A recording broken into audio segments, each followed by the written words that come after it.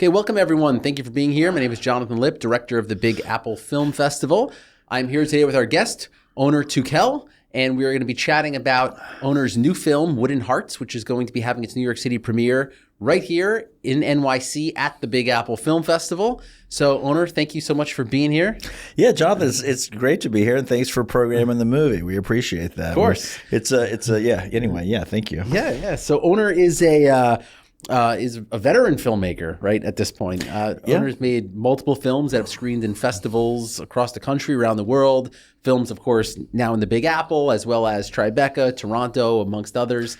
So let's get into it. Onur, first let's talk a little bit. Let's talk about the film first, and we'll talk a bit about your career. Right. So let's start with Wooden Hearts. Let's tell us about it. Yeah, it's a really simple, small little movie about a traveling puppeteer, marionette performer. He's just going on tour with this box of really amazing old hand-carved wooden marionettes, and he's on the road and he's having adventures, but his son is at home waiting for him to return, and his son is very melancholy and his son is very sad. So you've got these kind of two storylines happening at the same time. You've got the marionette on the road doing his thing. He wants to perform. That's his job. That's his goal in life, to perform his art.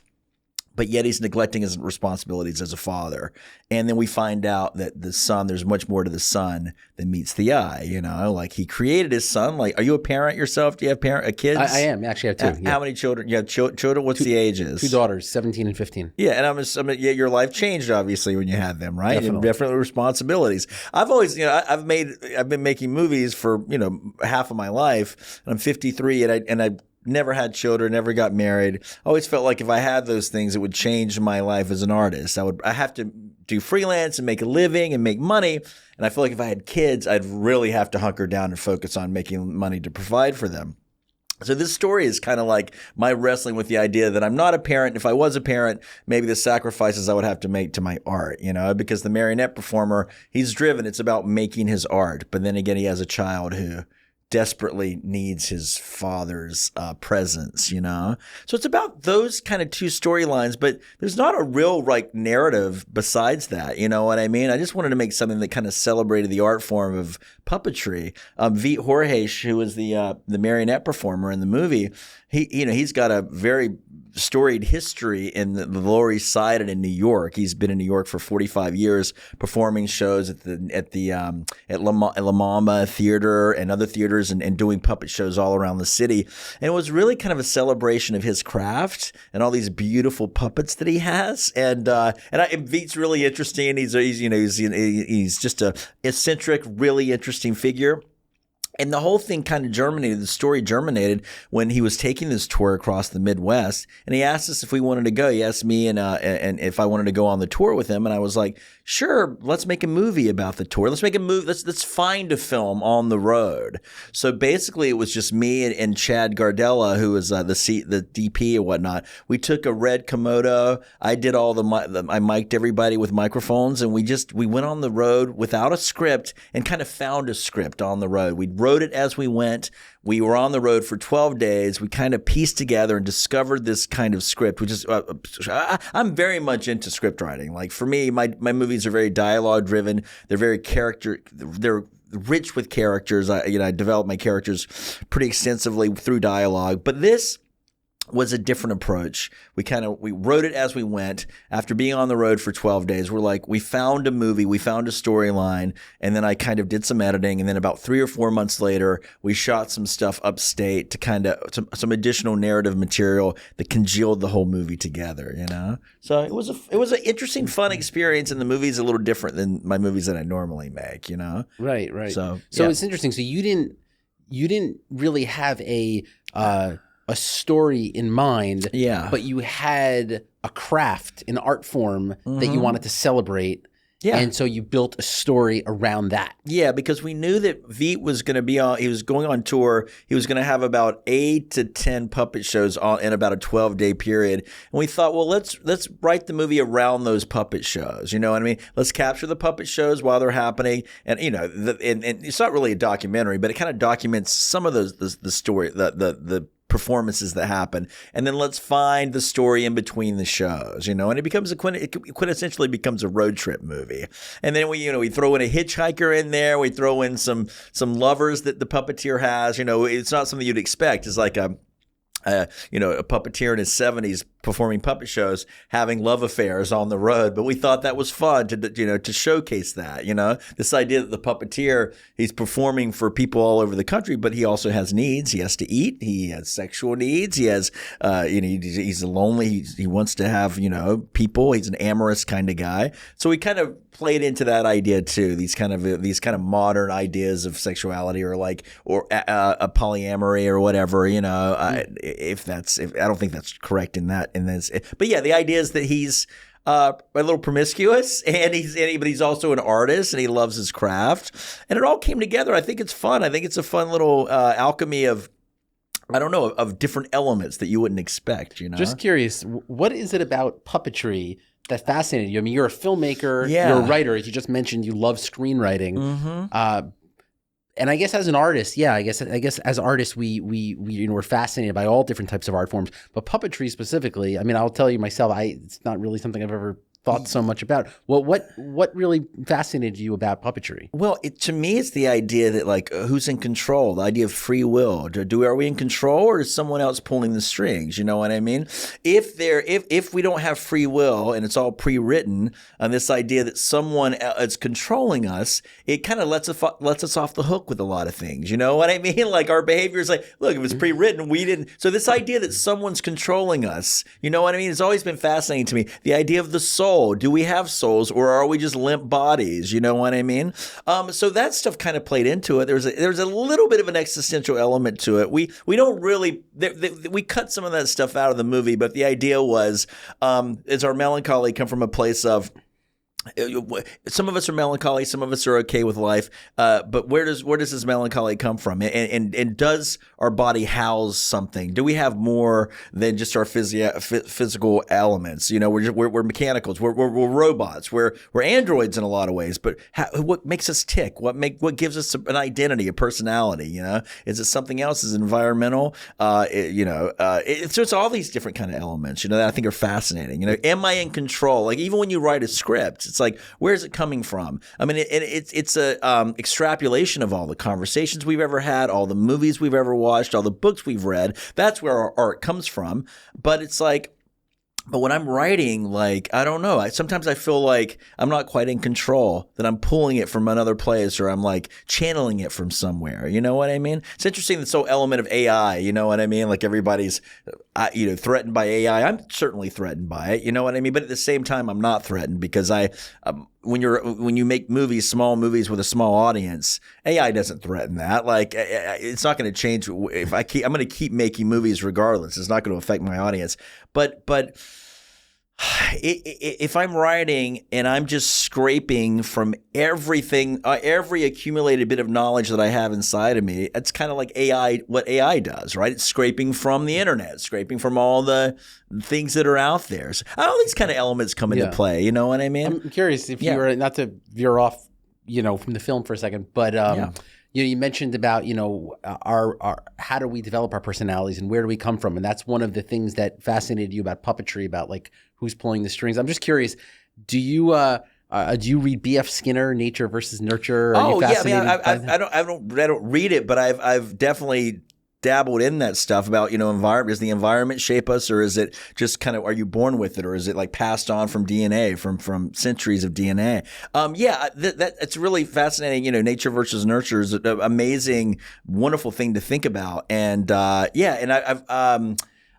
wrote a script with my friend Christina Klebe about this whole idea because it was based on the BRCA gene and cancer and where cancer comes from, and so we kind of tapped into that idea of nature versus nurture. But I can't quite remember how we did that. What do you think? I mean, you have kids, so your kids have they're 17 and 15, right? So they both have distinct personalities, right? Definitely, they're very different from each other. And you feel like you probably saw that personality at a very, very young age before the environment probably had any shaping of what it was, right? Definitely. So it's because my buddy talks about his two kids and the differences, and one of them is very social, but also extremely grumpy and very agitated and angry. And it's just like, where does that come from? It's like, we're kind of both raising them this kind of the same way. I don't know. It's fascinating to me. Yeah, I would have to think it's a combination.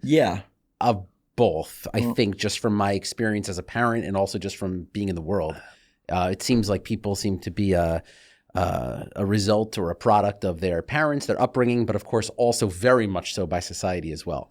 So I would say both. Yeah, and it's like the ability to draw or the ability to write or the ability to act. I mean, you can't necessarily learn that. You're either kind of a writer or you're not. You can learn, you can write, but that doesn't necessarily make you. I don't know. That's bullshit. Like, can I curse on this? Or yes. Is that? I don't know enough about it all. Like, I just think it's an interesting, fun thing to think about. This idea of like what makes someone. If you, as a director, you direct people and you direct actors. You cast actors that are kind of wonderful, and then you don't have to really direct them that much. And there's certain actors that you have to direct a lot who want to act, but they don't. They're good, but maybe they're not effortless, And maybe they can learn they take lessons and they can grow and become better. But I don't know. So if you're born with it, that's nature, right? That's nature. Yeah. That's like being born with some kind of gift, and the environment can shape you and make you better. But are you ever going to be great? You know what I mean? Like, and I feel like I know a lot of people who are just good writers. They don't write that often, but when they write, they're really, really good. And it's like, okay, you're just a born natural writer. But then it's like, but they don't write that often, so they don't love it. So thus they're not really a writer, right? So, but the more you write, the better you do become. So I don't know. You have to put in the hours. Nature does definitely, nurture does definitely affect how you grow. I mean, that's the Malcolm Gladwell thing, right? Of 10,000 hours makes an expert. You know what I mean? Right. Like. You can have the natural aptitude for music, but if you don't practice, you're not going to be better at music. I'm just rambling. I don't know what the hell I'm talking about. I totally makes sense. And now this whole theme, is this the main theme you'd say of the film? Of Wooden Hearts? Is it that? Like, are we being controlled by outside forces? No, it's not. I think the main theme for me was it's about going back to AI. The complete opposite of AI is someone who is living in a palpable world, who is dealing with materials like wooden hand-carved puppets. These things were made by hand. There's some of these puppets are 200, 250 years old in the movie.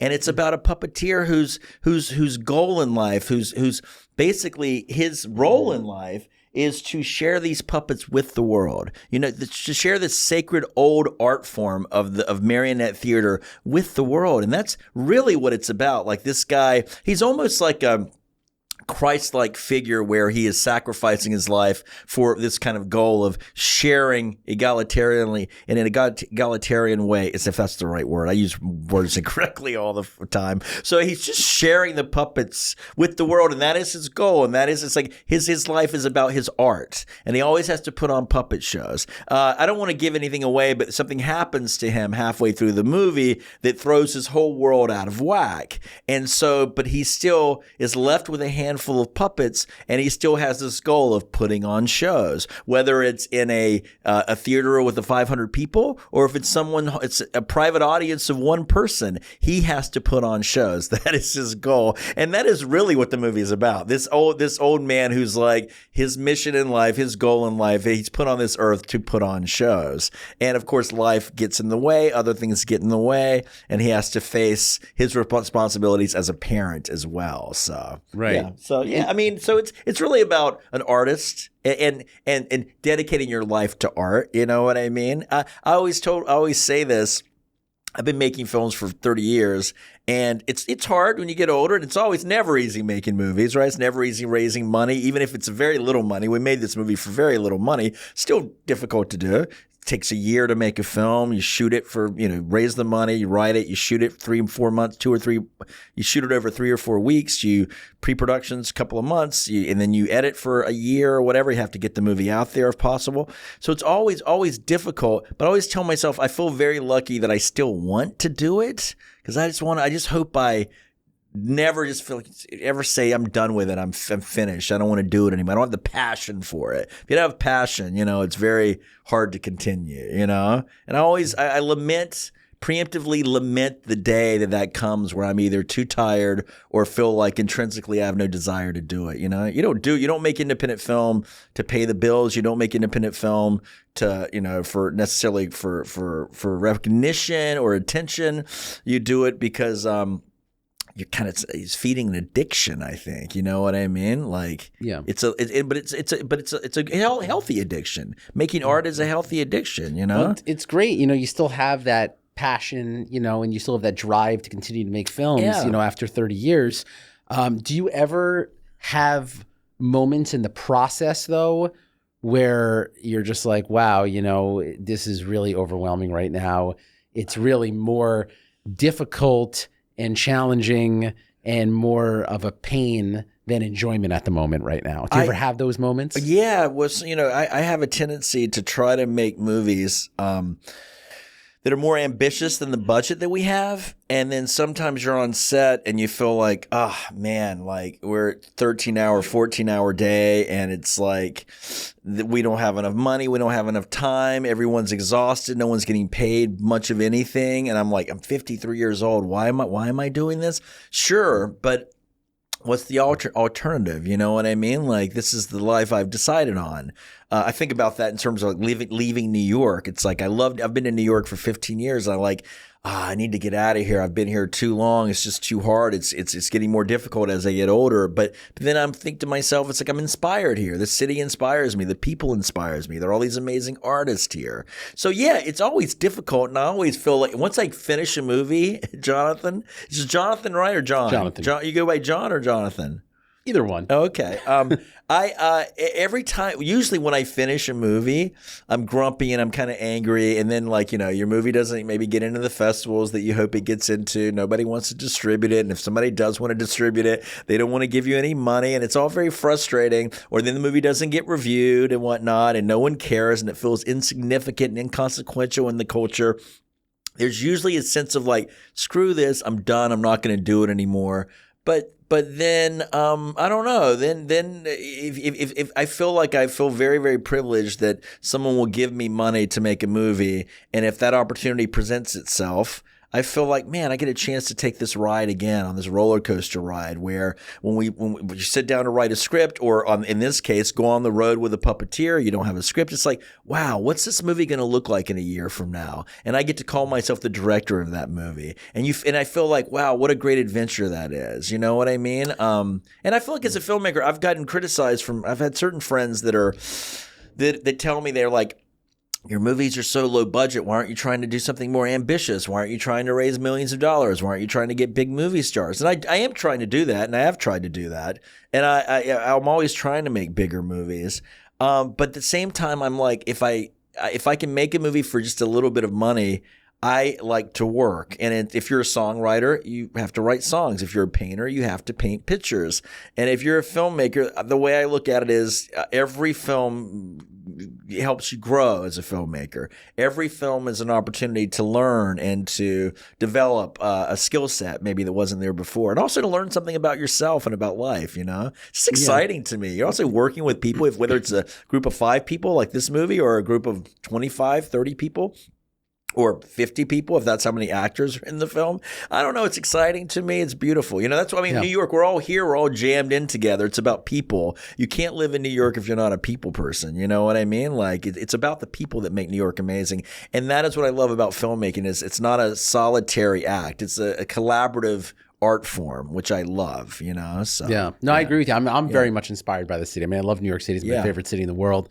And I think it's the most inspirational city for an artist. Yeah. And I'm asking, also about that, in terms of like, do you ever get frustrated or do you find it difficult? Because I know from my perspective, like whenever I'm doing anything artistic, whether it's running a film festival, working on a film, whatever it might be, there are so many challenges and it becomes so difficult. But then you have like these moments where it makes it worth it. And you say to yourself, like you just said, you say to yourself, well, what's my alternative?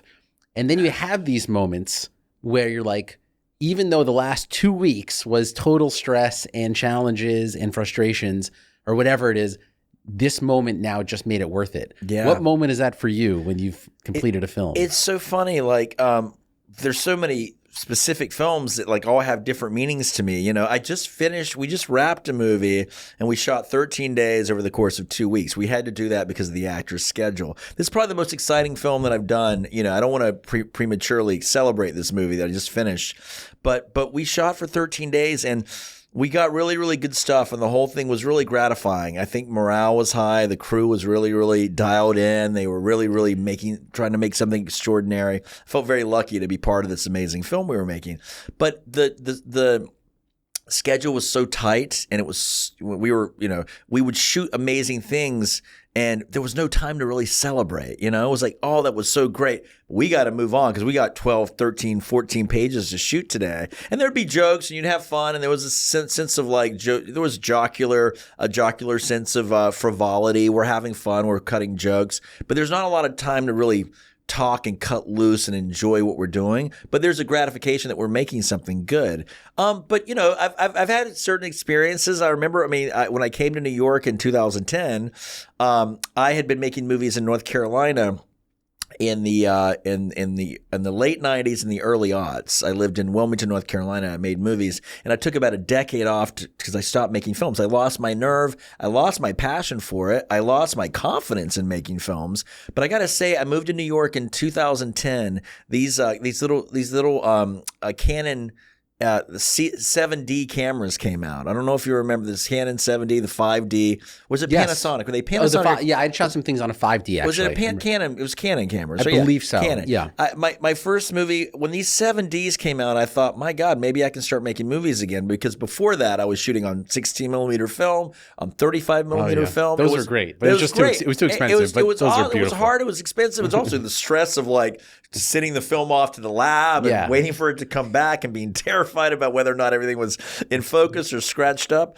So when the 7Ds came out, I thought, oh man, there's maybe an opportunity to get back into making films and maybe making film. And Mumblecore, if you remember Mumblecore, which was, Andrew Bajowski and the Duplass brothers and Swanberg, all those guys had created this new kind of form of filmmaking, which was very egalitarian, very much for the people, like where anybody could pick up a camera and start shooting things. And they were all about emotions. Right. And it was just not about, narrative. It was about something else. It was like the Duplass brothers' first short that played at Sundance with the answering machine. Yeah, which is great with John or Deirdre, whatever the name of that. That's brilliant. And then Puffy Chair, watching the Puffy Chair. I remember watching the Puffy Chair at a film festival in Florida when I was there for a short film, and it blew my mind. And it gave you a real sense of confidence. Like, I can do that. I can do something technically like that, And I remember getting to New York, to answer your question about having these moments of, I guess, whatever, it's a joy on a film set.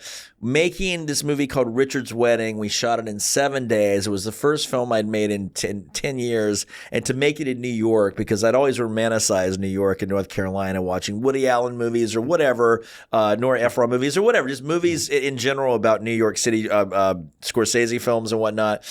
To come up here and to be able to make a film, albeit a very small, intimate movie, was hugely gratifying. And then a few months later, for it to play at a small theater in Dumbo called the Rerun Theater, and for the New York Times to do a review of it. Well, that's amazing. For a little small town North Carolina boy, to come up here and do that, it was insane. Wow. It was so beautiful and so inspiring, and it's the reason why I've stayed here 15 years. Did you do a 1 week run in Dumbo? We did a 1 week run at the Rerun. When you do a 1 week run here in the city, you get an automatic review, right? You used to. I don't know if you still do, because it's so competitive and there's so many movies now. And there's just not enough reviewers. And also, it doesn't make sense for the New York Times to review a tiny, tiny indie that's only going to play in New York and that a lot of people aren't going to see across the country. There used to be this grumbling like, New York Times isn't reviewing my movie or whatever, and like, oh my God, poo-pooing. And it's like, but it makes sense. It's like you want to review movies that people are going to see, and right. And then also movies that have directors with more cachet that like have a fan base and whatnot. So I've gotten reviewed several times, and I'm very grateful for all. I wonder stuff. If the landscape has changed now, where, and I sort of question what matters more now, getting that review in the New York Times or everybody tweeting about it and Right. the trailer going viral. Yeah. I don't know. What do you think is more valuable now? I don't know. It's interesting. My friend Ariel Kavusi, who's a filmmaker, she's directing her first feature film. She's been in a few of my movies. She's a huge lover of Letterboxd. When she watches a movie, she likes a movie or is also flummoxed by a film, she'll go to Letterboxd to see what all the people are saying about it. And there's some really thoughtful, really engaging, really intelligent reviews on Letterboxd. I avoid Letterboxd because I have people there. You read your reviews. Some people love them, and that's awesome. And then some people shit on them, and they're ruthless about the movies. And so that can demoralize you a little bit. So I stay away. But she loves Letterboxd. But I don't know. Like, I feel like I have a complicated relationship to something like Rotten Tomatoes and also the culture we're in, because I feel like a lot of movies are kind of overpraised, or there's the perception that movies are overpraised because of the way that Rotten Tomatoes is set up. So you get this sense that movies are better than they really are because a movie might be like 75 or 80 or 90% on Rotten Tomatoes, but a lot of the reviews are like 2.5 stars or middling reviews. They get and so and I also feel like in the culture we're living in, there was a feeling of like, let's not review a movie if we don't like it. So we only review it if we like it. And that's coming from a good place, empathic place. Let's not hurt the filmmaker's feelings, but also let's not hurt the potential box office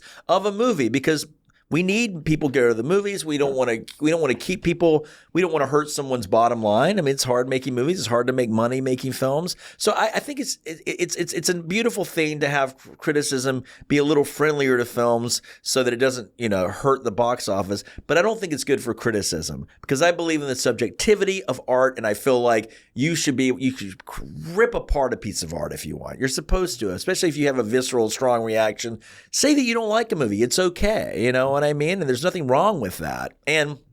But at the same time, it's like, look, if a big movie is coming out and we don't want to keep people from going to the movie theater. We want people to go to the movie theater and see the films. So it's interesting and complicated. But Letterboxd is great in the sense that like everybody can be a critic, and everybody, and it just shows the passion for films, I love it. I love you hear about young people. I'm working with young people on this recent movie, and the passion for film for young people and young people discovering like 16 millimeter and shooting on 16 millimeter. Yeah. It's such a great thing to like hear about, because it's the antithesis of what AI is. AI represents the complete negation of what the collaborative nature of film.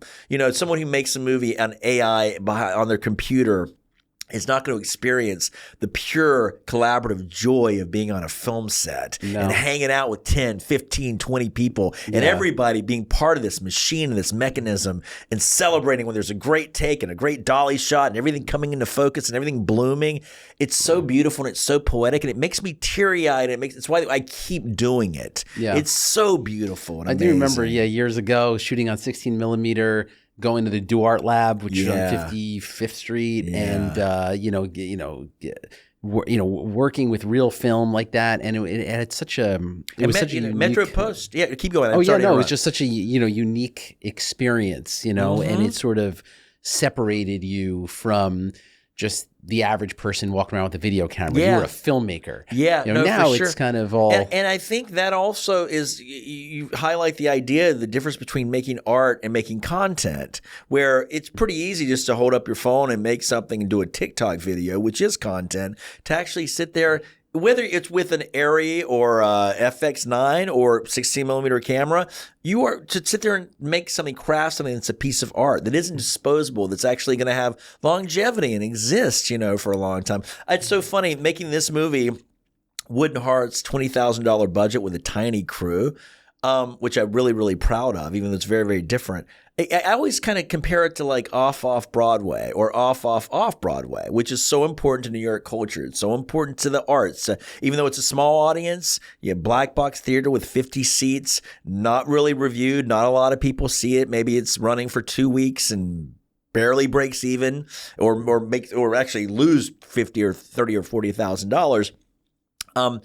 But off Broadway is essential and it's so important. I feel like, but with the film, at least it's off Broadway and it's a tiny audience, but it does exist for people to watch, hopefully in perpetuity, as long as there's electricity and as long as the movie's been downloaded and saved on several hard drives or whatever. So but it's a beautiful thing. It is. And not taking anything away, from filmmakers today who are even shooting on their phone. There are I've seen some great movies shot on phones. Absolutely. There's some very talented people. And of course, bringing the egalitarian, that's the word of the day, egalitarian aspect back to it. Whatever allows someone to tell a story is fantastic. So I'm definitely not diminishing that, and it is art. You can make art. I always said to myself, I could care less what a movie looks like, even though you could make a movie look really beautiful on a phone. I don't really care how a movie looks.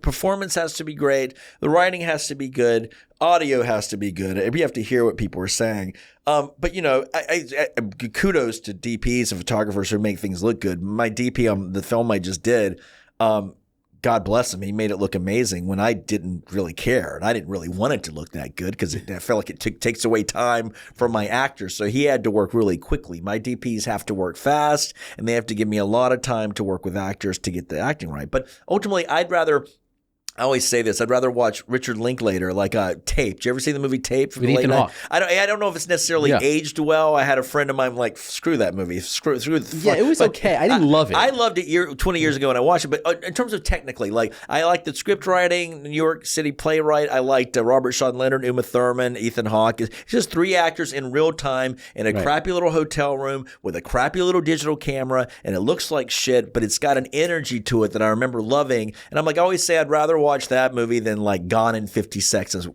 with Nicolas Cage. Big $50 million movie that looks amazing, incredible. Oh, I agree with you totally. Yes, I'd rather watch something and all that's intimate and the thoughtful and whatnot. Yeah, but also give me a great action, beautifully crafted movie too. It's wonderful. I love it all.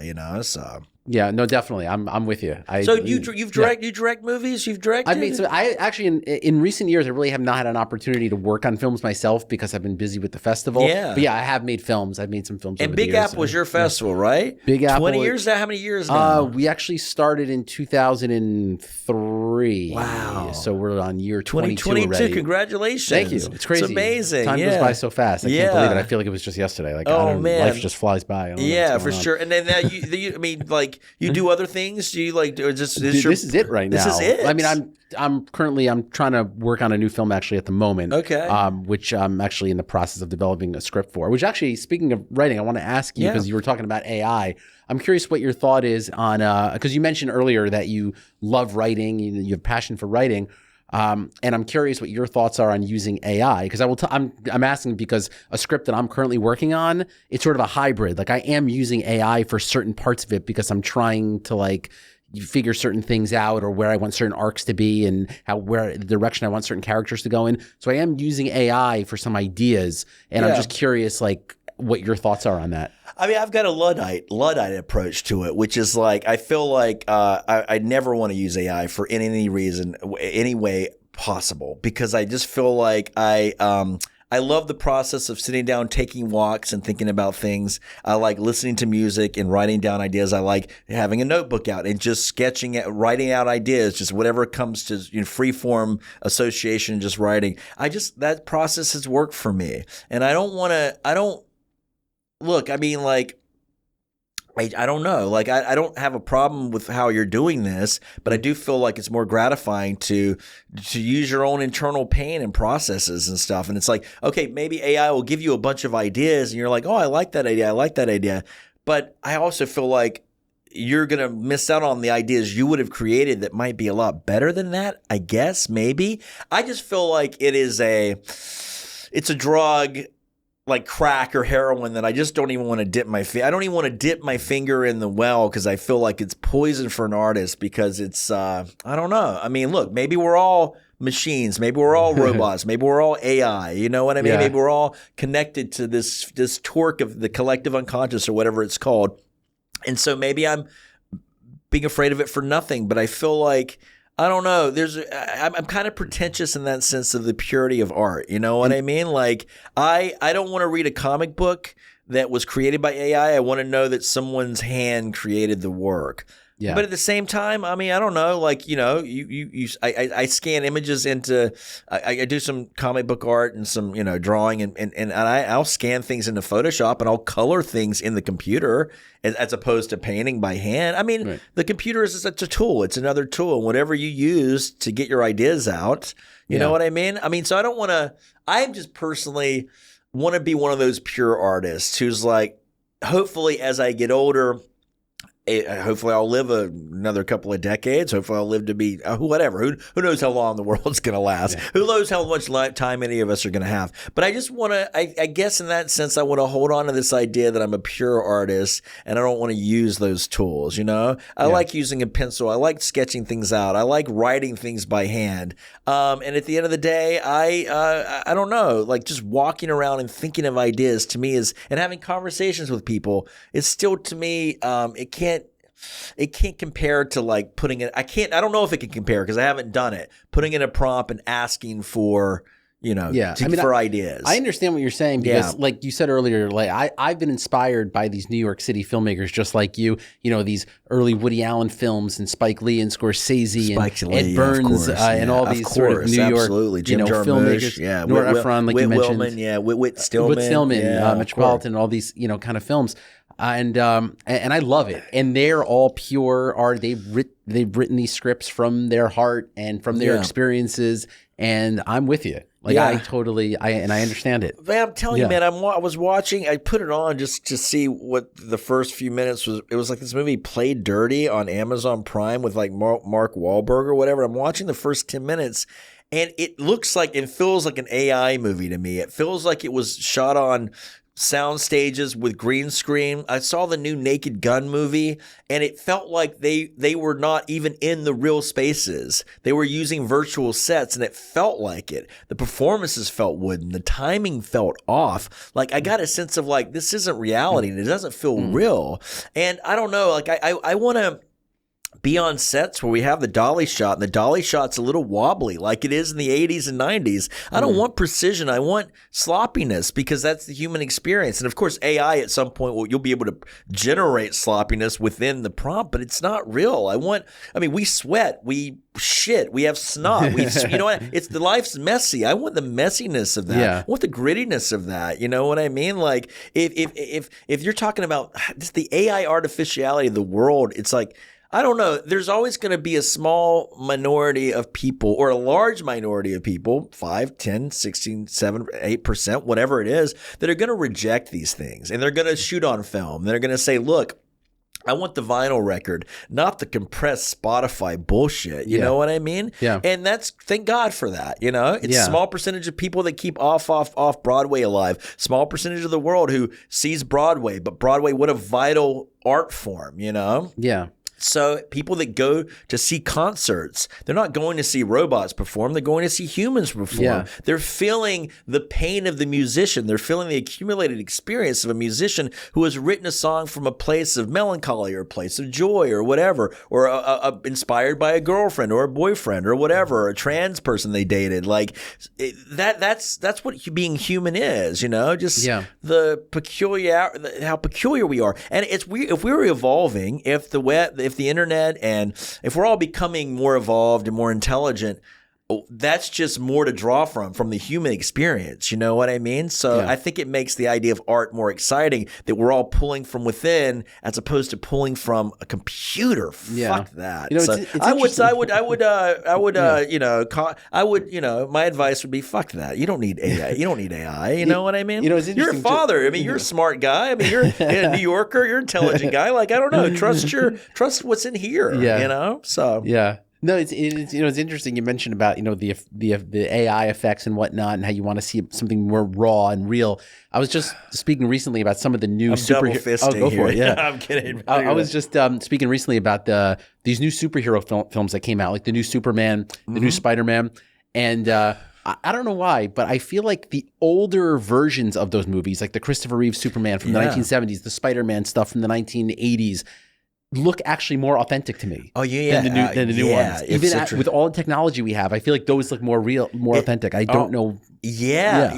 I'll go back and watch movies from the 90s that I didn't watch when they came out because I thought they were bad. They got bad reviews or whatever. And you watch them now, and then you think about all the craft that went into it, all the people and and the dolly shots, and just the fact that everything was practical on set. And it's amazing. It's like watching. Right. It's like, how did they do that? Because everything now, it just seems so easy. And again, why are they going to create a set when they can just do it virtually? It's like, the bottom line, let's save money. But yeah, man, it's wonderful to watch. But then, we're the old guys now who are like, in the 80s or 90s, our parents were watching movies from the 50s and 40s. We're those people now. But I don't know. I mean, I have a lot of faith in young people, saying, look, we live in an authentic, real world. It's interesting. It's like, we're in New York City. There's things happening all around us. And, people are living on their phones. It's like instead of being in the moment, being here, people are like, they're looking at where they're going to be tomorrow. They're making plans for where they're going to be later tonight. And then when they're there later tonight, they're making plans for where they're going to be tomorrow. Right. You're not in the moment. You're not here. And that's kind of what... Again, back to filmmaking, because I just got off a film set we shot for 13 days. We're all in the moment. We're there. We're dialed in. We're making a movie. Everyone's paying attention to what's happening. And you're just living. You're living now. Localization, being local as opposed to whatever, global or the ethereal, not the ethereal, but the internet, the virtual. Yeah. It's like, fuck that. Like, let's be with each other. Let's be present. Let's look each other in the eyes, have a conversation. Let's be around. Let's be a palpable. I see people world. out sometimes. They're taking selfies, selfies this, selfies that. I'm like, you're not even enjoying what you're doing right now. Yeah. Like you're at a concert, you're at a party, and everyone's just jumping into selfies and pictures, but you're not. Yeah, it's frustrating. It is frustrating. But So now this film Wooden Hearts. Mm-hmm. So and we're screening here, New York City, Big Apple Film Festival. Thank you for of course. Programming it. That's very nice of you. We're looking forward to it. Now you've had quite a long career now. So let's talk a little bit about your earlier films. Now, I know you screened at Tribeca. You've had films in Toronto. How did that all come about? How'd you get started in North Carolina? Yeah, I'll tell you the day it started was in the 7th grade. My friend Kirk Wilson, who I saw last night, we watched the Rams 49ers game. Did you watch that game? I did watch it, actually. It was a great ending. They fumbled at the end. Oh my God. I'm a Rams fan, so it was heartbreaking that happened. Yeah, it was a great game. But I was watching with my boy Kirk Wilson, who's been in a bunch of my earlier films. He's got a cameo in he's got a small role in my new film too.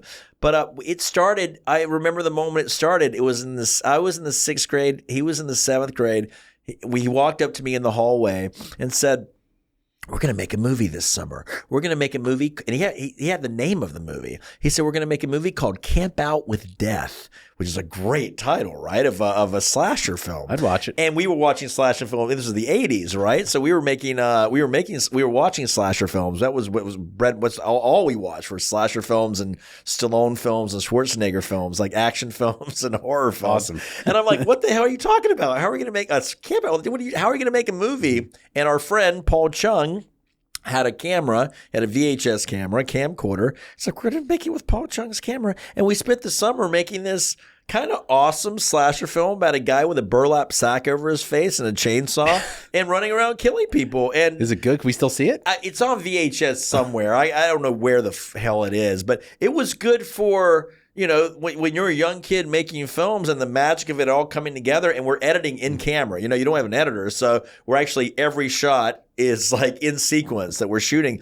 And the magic of watching it all come together was incredible. Like we were instantly hooked. How did you edit it? Did you edit it in the camera? In camera. So if like you and I are doing a scene, shoot the first part of the scene. It's like, okay, the next take is you walking to the door and leaving right inside the camera in sequence. It's very crazy. Bizarre. And then eventually we learned how to edit with 2 VHSs and like go back and forth. Oh, wait, when you had the 2 big tape decks and you kind of went back literally and forth. We had VHS decks, so we found a way to like, I don't know, marry together in some weird archaic kind of way. But it was awesome. And then eventually, you get to flat deck, you get to the 2-inch, 1-inch quarter, whatever tapes. And it started then, and we would make movies with Paul's camera until high school.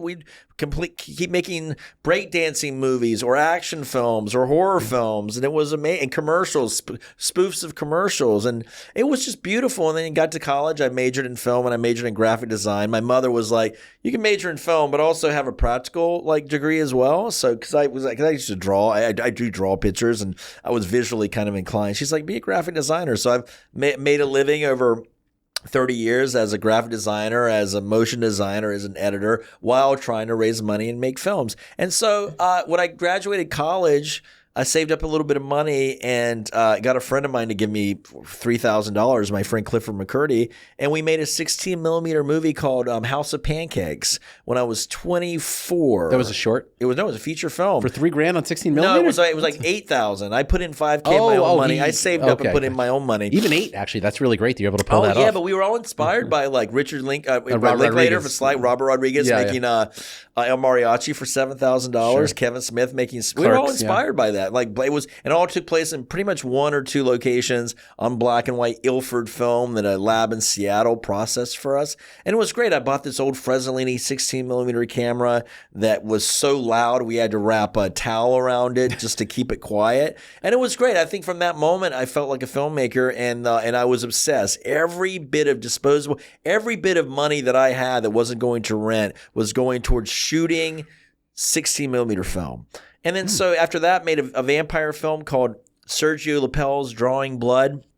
I sold it to a company called Troma. Lloyd Kaufman. Yeah, Lloyd Kaufman and Michael right here in New York City. Their offices are on 8th Avenue. Well, they were on 8th Avenue. Okay. They were in Hell's Kitchen for 30 years, and I think they recently moved to Long Island City in Queens. Okay. I briefly worked there after you did college. Work at Troma. Oh, wow. Literally for maybe a couple of months. What doing year was something this? In distribution. What year was this? Oh, going back to 2000. 2000. So I knew Lloyd.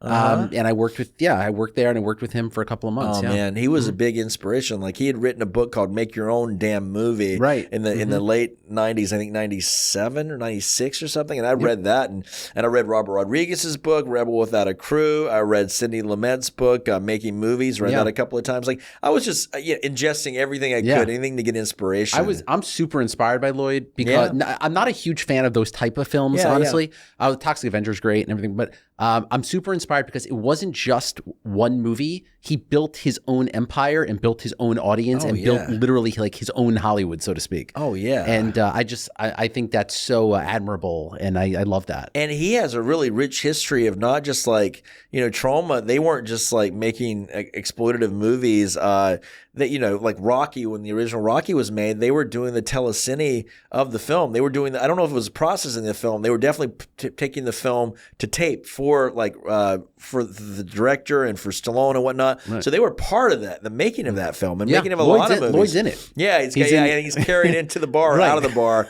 by Stallone. Yeah. Yeah, Lloyd's a big inspiration. And Lloyd also is like, he's in Whit Stillman's first movie, Metropolitan. Mm-hmm. He's got a camp. Well, he was supposed to be in it. Like he got cut out of the movie. But like he's, obviously, and his wife was the film commissioner of New York for decades. And so we sold my second film I made a vampire film. We sold it to Troma. That was a big inspiration and a big boost to my confidence. And then I ended up raising about $50,000 to shoot a movie on 35 millimeter, which at the age of 28, I mean, this is like what you hope to do as a filmmaker. This was in the 90s and the 2000. And so we shot this movie on 35 millimeter that it to this day is probably one of my best movies. And I had this kind of diluted sense of hope that my life was going to change and that everything was going to fall into place. And the movie was really great and everyone really loved it. We shopped it around to New York and Miramax ended up watching it. A bunch of other places ended up watching it, telling us they liked it, but they couldn't distribute it. And it was kind of heartbreaking and it kind of it took me back down to earth. And I was a little shaken and I thought, man, I did everything I was supposed to do. I made a really original movie, really cool movie, didn't really get in any festivals. And I don't know, it kind of broke me a little bit. And then I ended up making a terrible movie. And then I stopped making films for a decade. And then I guess I still had a love for it. I worked in public TV in North Carolina for about a decade, making television art for TV and making, promotional materials and commercials and content, art, I think, for public TV, which felt like a good altruistic thing to do, working in non-commercial television. I had this kind of haughty, supercilious idea that, I don't want to work in commercial TV. I work for public TV. We'll educate the masses. It was probably a mistake because I didn't make any money, but it wasn't a mistake because I felt like I was very liberal-minded and still am, but it was about like, try a better, the idea that children, for me, it was like children being exposed to advertising. And so in my mind, it was like the opposite of that, television that is not necessarily trying to feed. Anyway, I'm rambling about this. But the bottom line, I got back into filmmaking when I moved to New York. And then it started with Richard's Wedding. And then I started making movies. After Richard's Wedding, I made a movie called Summer of Blood that got into Tribeca. And it was one of the high points of my life. It's to this day. In 2014, when I premiered Summer of Blood at Tribeca Film Festival, that kind of changed my life. And did that get picked up for distribution? It got picked up by a company called MPI Media Group. Because of Tribeca, I ended up making several movies with MPI Media Group. And it's kind of catapulted me to a place where I feel like I have the nerve and the confidence to make movies and to look investors in the eye and say, let's make a movie. And I've built up a body of work where I feel like it's pretty solid. Investors can look at my work and say, this guy is not a hack. Well, some of them may think I'm a hack, and they're like, I'm not going to invest. But most investors are like, this guy's cool. He knows what he's doing, and he can make a movie for very little money, and we'll give him a little money to make it. And so, so I feel lucky that I've been able to make 10 movies in New York the last 15 years. Amazing. And want to keep making movies, And there's this idea. It's exhausting because I'm like, I still haven't found a place. I haven't gotten my golden ticket yet where it's like we've got to the big dance, Sundance or something, or got in but Toronto with a movie called Catfight, Tribeca several times.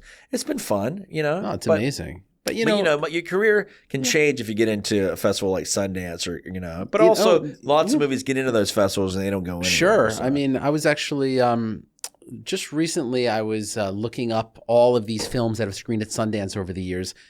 I couldn't believe how many of them I've actually never heard of. Yeah, that never got released. And then I started checking out Box Office Mojo with some of them. Like a lot of, I'm not talking a small percentage, a lot of them really never didn't really make much money. They really didn't get out much. No one really knows about them. Yeah. I'm talking about award winners. Yeah, I know. So, it comes down to who's your audience. Are you serving your audience?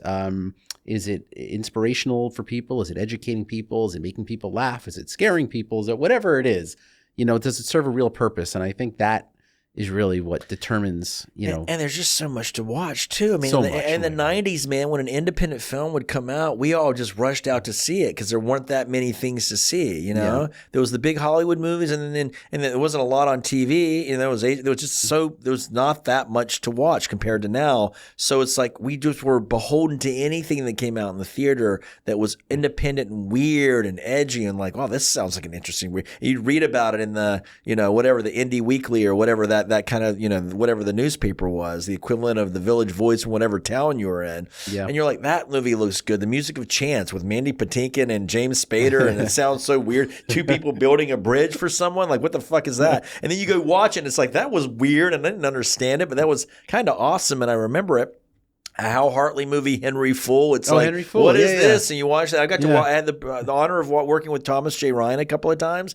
And so it's like, I don't know, now there's just so much and there's so many options. I mean, and then you have social media, you got people sitting on TikTok and YouTube and all these other kind of things, and takes away also. And then there's so much on streaming. Like it's just every second you turn on Netflix, there's another movie, another series. It's like, how much can you possibly consume? And it's great because there's so many outlets now for filmmakers, but at the same time, it's also made it that much more competitive, I think. If the big, I don't know, this critique's probably an empty critique that there's not much value in, like everything else I probably say. But I'd have to say, like, if the bigger movie stars, if Mark Wahlberg or whatever, if Denzel Washington or whatever, if those guys just made maybe weirder, artsier movies that are lower budget, that are bizarre, so that the mainstream could, like, it be normalized that you have these bizarre movies that aren't just cookie cutter recycled plots and storylines.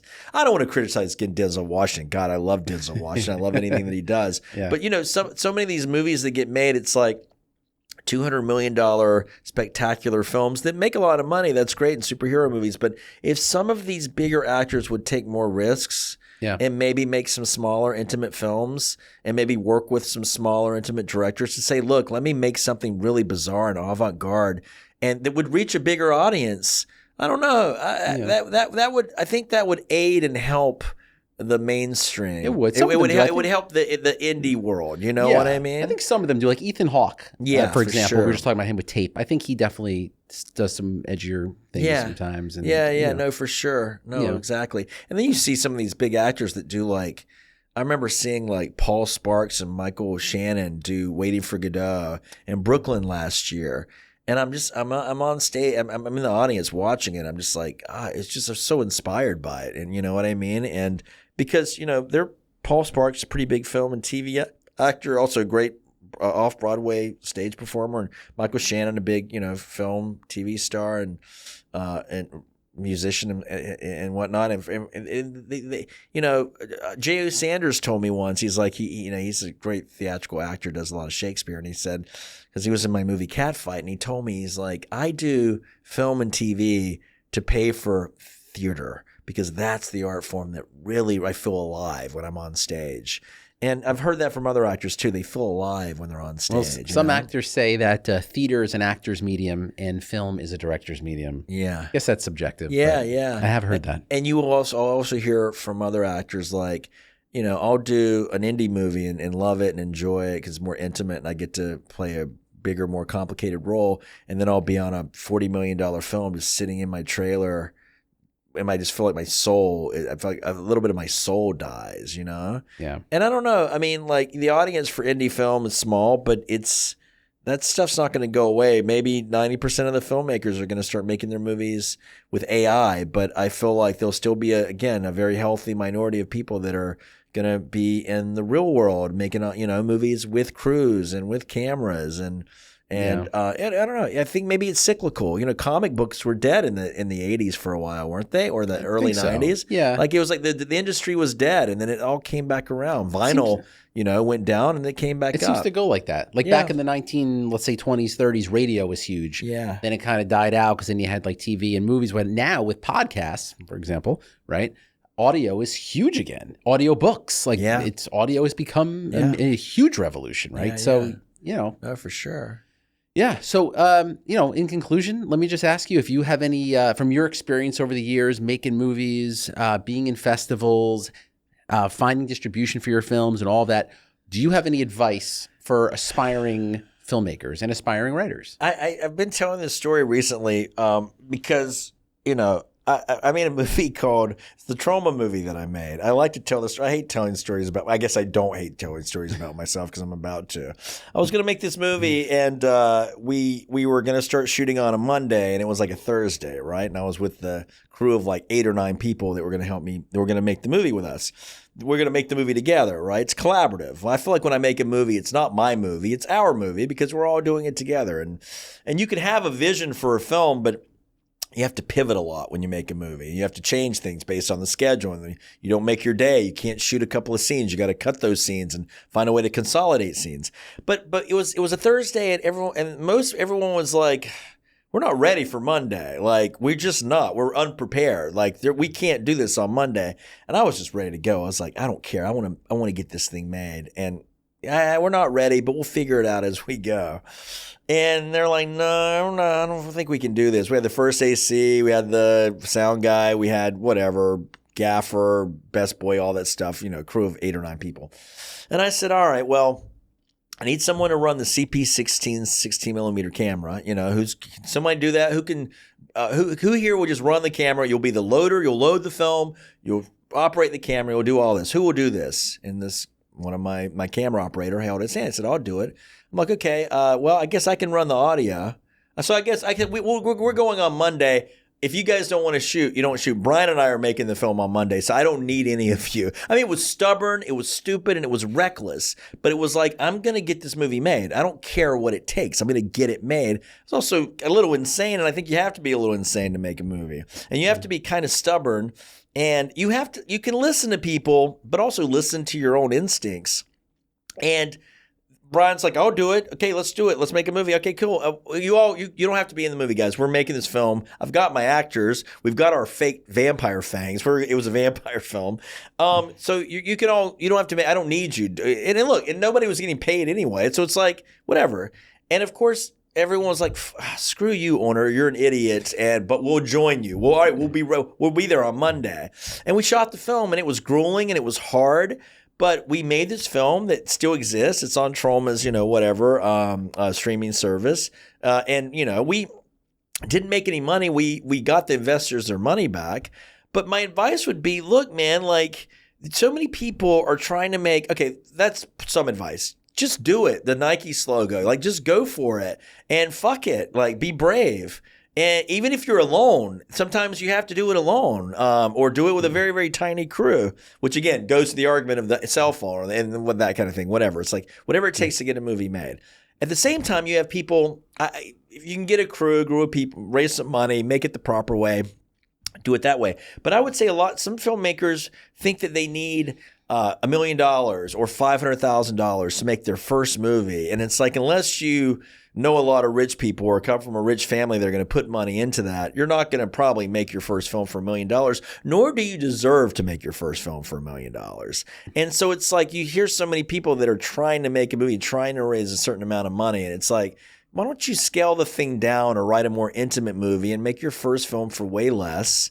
Instead of $150,000, make it for $15,000. Save up $5,000. Get 10 friends to give you $1,000, and just do it small scale. Initially, I guess that would be my advice. That's what I did. I made my first film for $8,000. This was 1996, which I'd probably be the equivalent of $24,000 or $30,000 now, or maybe more than that. But again, $15,000. Some people don't have access to that money. Some people don't have access to friends who have that kind of money. But I don't know. If you're living in New York, you're surviving. You spend a lot of money to live here. It's like spend a little less on food and drink and save up that money over the course of 6 months. Save some money and use that to make a movie. I would say casting actors who are really good is really, really important. That separates, I think, the amateurs from the pros. If you don't have good acting, it doesn't matter how fucking amazing your photography is or anything. I was telling my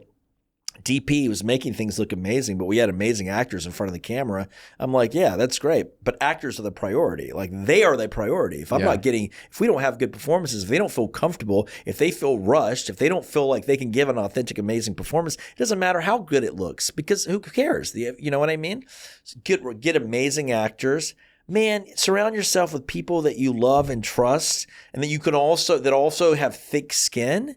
Get stressful on a film set. I get in trouble sometimes. I feel like when I make a movie with people, I treat them as my friends. And you argue with friends. You know what I mean? Real friends argue. They're like brothers. They're like family. A real friend is someone you can say fuck you to, and also they can say fuck you to you.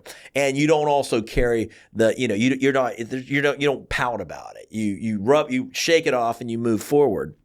I know we're living in a culture where we're supposed to respect people and stuff, and always respect people, but there's an oversensitivity that we've allowed people to have. We've allowed people to get so ruffled about things. It's like, no, if you're going to make films, it's about making art. It's about staying committed. It's about respecting each other, but also it's about getting it done and working fast and making decisions. And sometimes it's stressful. Sometimes people get pissed, and it's like, I don't know. I mean, I'm not advocating a culture of screaming and yelling. That's not good.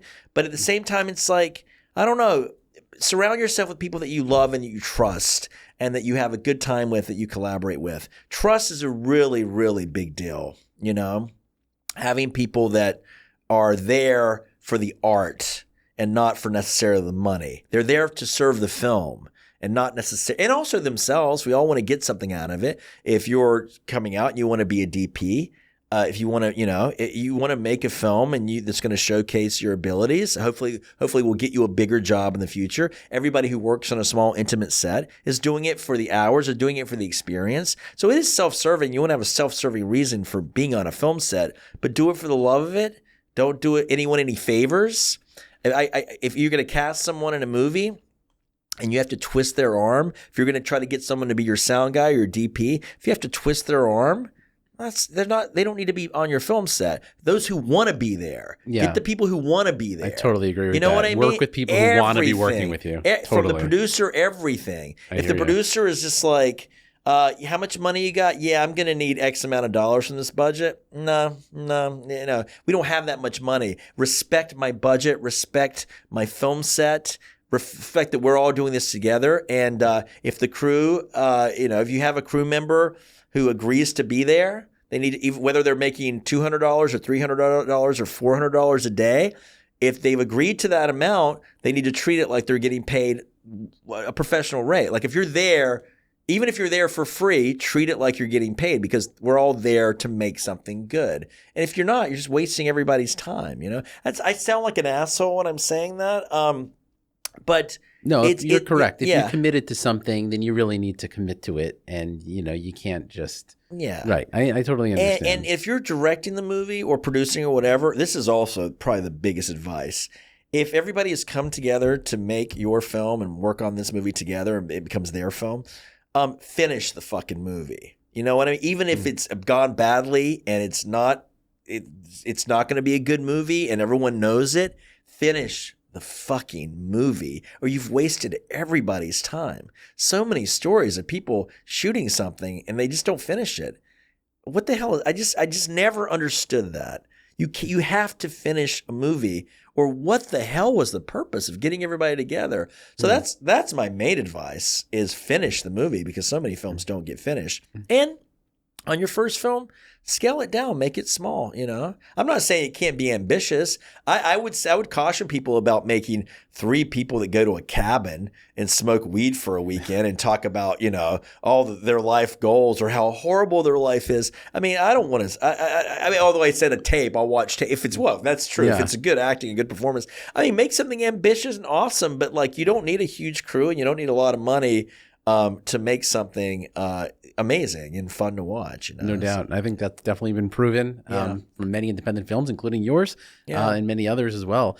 So thank you. Thank you for Jonathan, being here. Thanks for having me. All right. Man. Again, this is Onur Tukel, and his film Wooden Hearts is going to be premiering at the Big Apple Film Festival in November. Big Apple Film Festival Fall Edition takes place November 10th through the 13th at Look Dine in Cinemas right here in New York City in the Big Apple.